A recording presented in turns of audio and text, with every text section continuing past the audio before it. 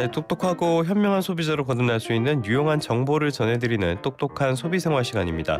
1인 가구 그리고 맞벌이 가구 최근에 많이 늘었죠. 그러면서 가사대행 서비스 시장도 성장하고 있습니다. 어플로 신청하면 세탁물을 수거하고요. 배송까지 해주는 비대면 모바일 세탁 서비스도 등장해서 인기를 끌고 있다고 하는데요. 서비스가 편리하긴 하는데 소비자들의 동의를 구해야 할 항목에서는 일부 개선이 필요했다고 합니다.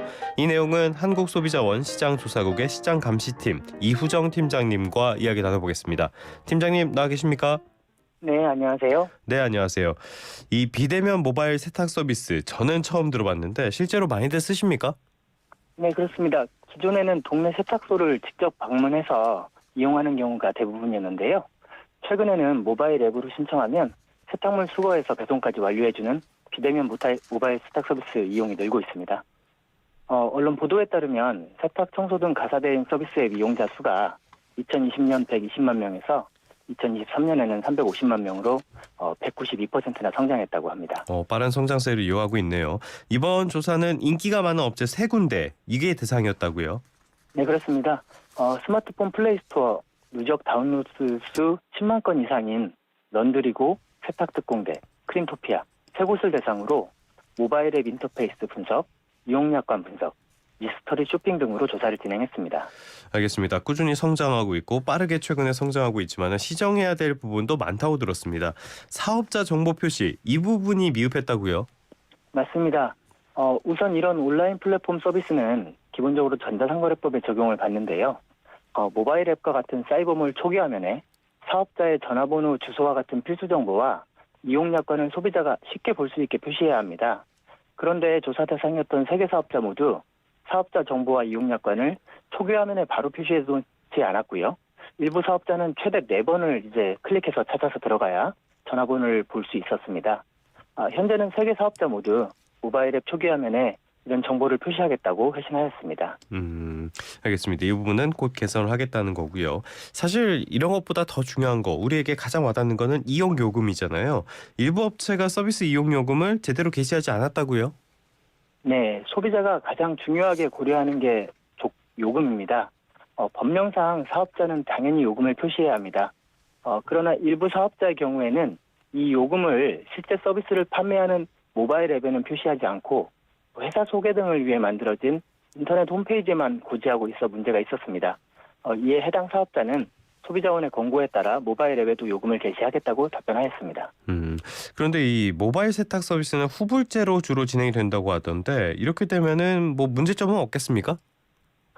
그렇습니다. 보통 대략적인 요금 부과 기준을 사전에 표시가 되어 있다 하더라도 의류의 종류가 다양하기 때문에 소비자의 입장에서는 세탁 들어가기 전에 실제로 자기가 지불해야 될 요금에 대해 한번 안내받고 또 혹시 요금 책정에 문제가 있다면 정정할 수 있는 기회가 필요할 것입니다.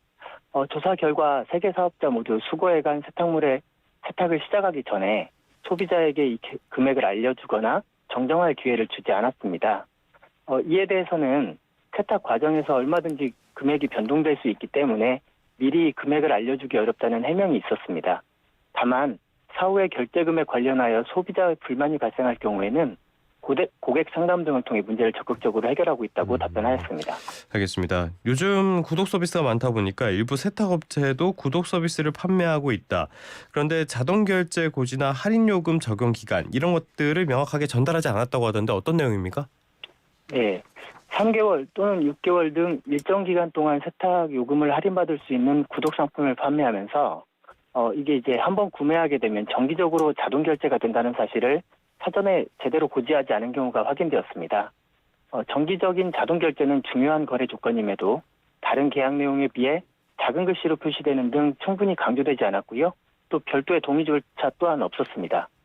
또 신규 회원 대상으로 할인 이벤트를 진행하면서 할인 요금에서 정상 요금으로 전환되는 날짜가 명확하게 제시되지 않은 점도 개선이 필요했습니다. 구독 서비스 해지할 때도 일부 업체에서 불리한 조건이 있다. 이 부분은 어떻게 조치가 됐습니까? 네, 일정 서비스를 약속된 횟수만큼 제공할 경우에는 소비자가 일부 횟수를 이용했다 할지라도 사용하지 않은 부분에 대해서는 법에 따라서 계약일로부터 7일 이내에 청약 철회가 가능해야 합니다.